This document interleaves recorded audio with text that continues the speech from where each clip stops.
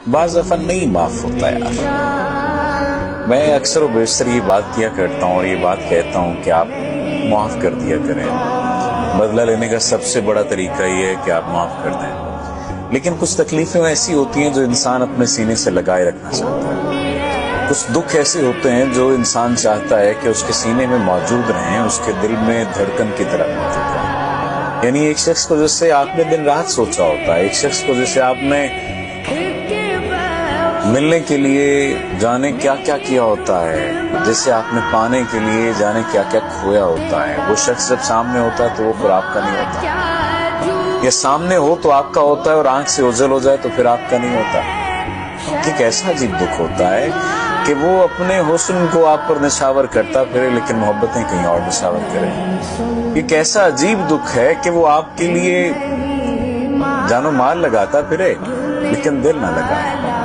एक ऐसा अजीब दुख है कि वो मोहब्बतें किसी और से करे, ख्वाब और ख्याल किसी और के करे, देखे और बातें आपसे करे, आपको यकीन दिलाए कि आप उसकी जिंदगी में कुछ नया लेकर आए, कुछ नया करने के लिए आए और फिर आपके साथ मौजूद ना हो। कैसा अजीब दुख है।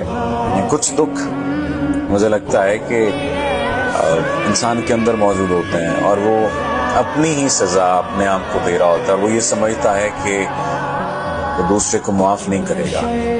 दूसरे को माफ करना उसके बस में नहीं होता, उसके इख्तियार में नहीं होता। बाज़ दफा जरूरी नहीं होता माफ करना, लेकिन ये जरूरी होता है कि आप संभल जाएं। संभलना सबसे ज्यादा जरूरी है और संभलना सबसे ज्यादा मुश्किल काम है। याद रखिए, इस दौरे नागवार में जीना कमाल है, मरना कोई बड़ी बात नहीं। हम मर ही तो रहे हैं। हम सांस लेते हुए जो जिंदगी गुजार रहे हैं, सांसों का लेना या सांसों का नाम जिंदगी नहीं है, जिंदगी गुजारने का नाम जिंदगी है। कोशिश कीजिए, अपनी जिंदगी की जिम्मेदारी खुद लीजिए और माफ अगर नहीं कर पा रहे तो कोई बात नहीं, ना करें माफ। लेकिन एक बात ज़हन में रखें कि आप ही आप अपने साथ हैं, कोई दूसरा नहीं है।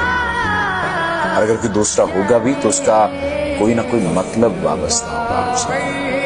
यकीन मान लीजिए, हो सकता है इस बात से आप इख्तिलाफ करें, लेकिन ऐसा है। जितनी जल्दी इस हकीकत को तस्लीम कर लेंगे उतनी जल्दी आपकी जिंदगी में आसानी आ जाएगी।